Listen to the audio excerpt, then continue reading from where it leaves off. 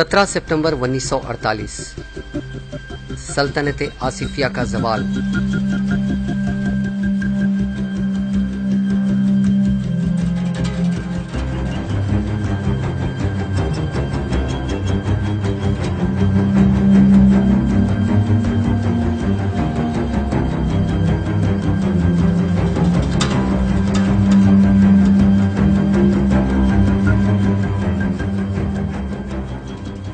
रियासत हैदराबाद में हर तरफ अफरा तफरी का आलम है। हिंदुस्तानी फौज दारुल हुकूमत हैदराबाद में दाखिल हो चुकी है। मुल्क के दीगर रजवाड़े जहां पुरअमन अंदाज में हिंदुस्तान में जम हो चुके हैं, वहीं उस वक्त की सबसे बड़ी रियासत की हस्ती मिटाने लाखों मासूमों का खून बहाया गया। रियासत हैदराबाद के सभी सरहदी इलाकों में एक क़यामत बपा थी। चुन चुन कर मुसलमानों का कत्लेआम किया गया, खवातीन की असमतें लूटी, जायदादों पर कब्जे किए गए और बच्चों से बूढ़ों तक सभी इस जुल्म का शिकार हुए। जब हैदराबाद सदियों से ही हिंदुस्तान का हिस्सा था, तो फिर इसके इंजमाम के लिए ये खून खराबा किस लिए किया गया, इसका जवाब आज तक नहीं दिया गया। हजारों मुसलमान ऑपरेशन पोलो या पुलिस एक्शन के नाम पर शहीद कर दिए गए। जो बचे, उन मुसलमानों का जीना दूभर कर दिया गया। ज्यादातर अफराद ने शहर हैदराबाद का रुख किया और देखते ही देखते हैदराबाद एक रिफ्यूजी कैंप में तब्दील हो गया।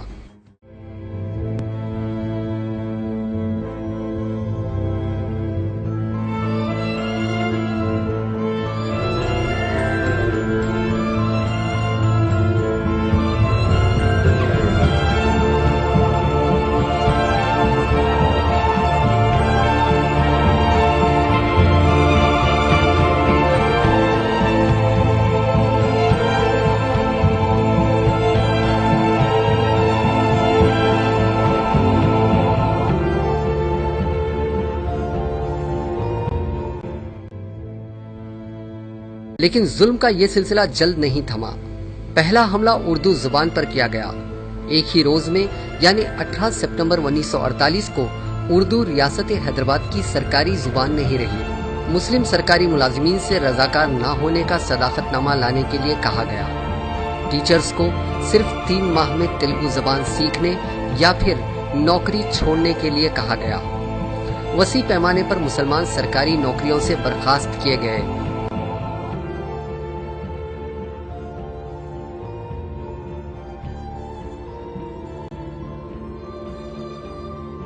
कुछ अमीर मुसलमानों ने पाकिस्तान हिजरत कर ली, लेकिन ज्यादातर ने अपने ही वतन में जीने मरने का हलफ उठाया।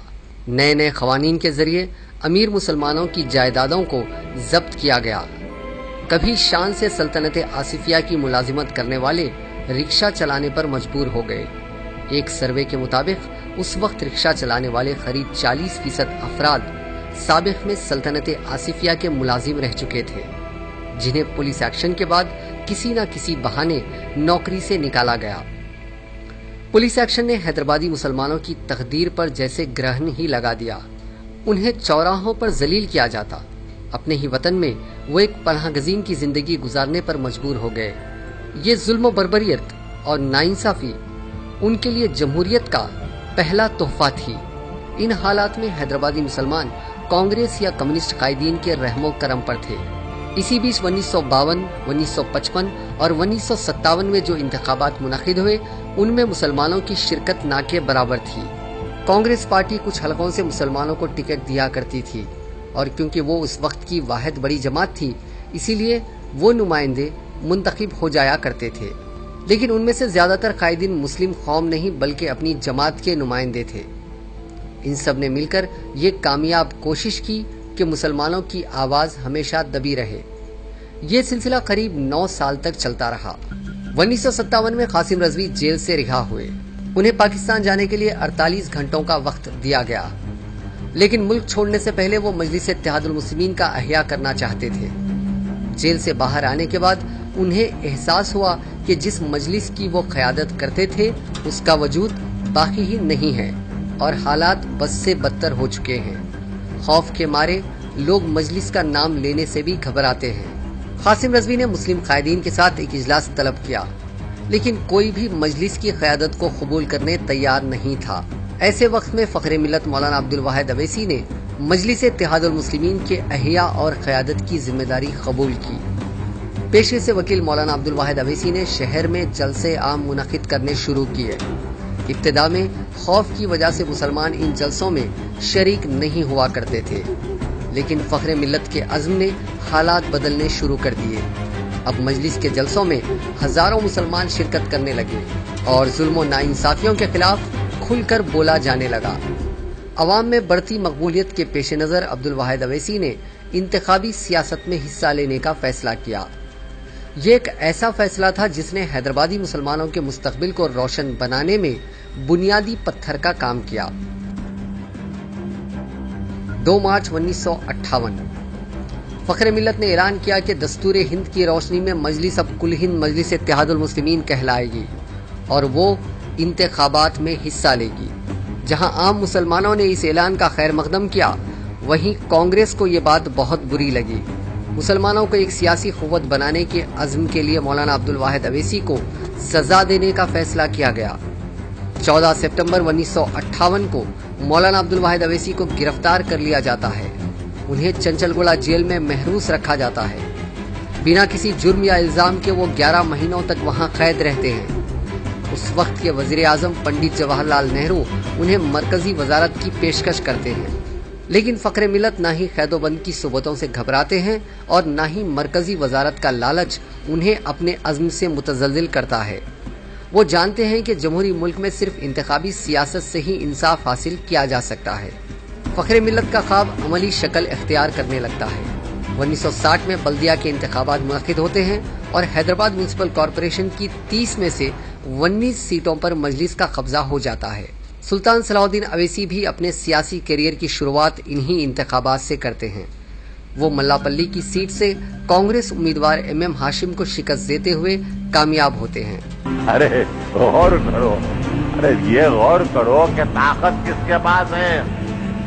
یہاں سے جھگڑنے کے بعد تم وہاں کیسے جا سکتے ہیں؟ ارے یہاں سے ہی وجہ سے تمہاری حکومت بھی قائم ہے۔ 2 سال بعد یعنی 1962 میں اسمبلی انتخابات منعقد ہوتے ہیں۔ سلطان صلاح الدین اویسی پتھر گٹی حلقے سے منتخب ہوتے ہیں۔ ان کی کامیابی اس بات کی دلیل پیش کرتی ہے مسلمانوں کو ایک سیاسی طاقت بنانے کا فخر ملت کا خواب پورا ہونے والا ہے۔ مجلس اتحاد المسلمین ایک طاقت بنی ہوئی ہے۔ 1960 سے آج تک کئی نشیب و فراز کے باوجود مجلس اتحاد المسلمین نے کسی بھی انتخابات میں شکست نہیں کھائی، حالانکہ جماعت کے منتخبہ نمائندوں میں کچھ کمی و زیادتی ہوتی رہی، لیکن 1960 سے آج تک مجلس اتحاد المسلمین کی آواز ایوانوں میں لگاتار گونج رہی۔ But those people who have done in Malegaon, Mudasa, their role has to be proven that. And lastly, sir, Air Force, military establishments are stopping Muslim members who are working in army, Air Force, from going there. مسلمانوں کی جانب سے اور مجلس اتحاد المسلمین کی جانب سے یہ پولیس آفیسرز اور نیشنل سیکیورٹی گارڈ کے جو آفیسرز اور جتنے معصوم لوگوں نے اپنے جانوں کو کھویا ہے، ان کے سارے خاندان والوں کے ساتھ ہم ہمدردی کا اظہار کرتے ہیں۔ Can't RTX be put by your agencies? What are the safeguards in this act over here? You, sir, please, sir, آپ سے مہربانی کروں گا سر، اگر آپ بیٹھ جاؤ تو بیٹھ جاؤں گا سر۔ یہ ہمارے زندگی اور موت کی بات ہے۔ جتنا ہم دیکھیے سر، مسلمانوں کا کوئی لیڈر نہیں ہے، مسلمانوں کے لیڈر تو یہ لوگ ہیں، ہم ان کو ووٹ ڈالتے ہیں۔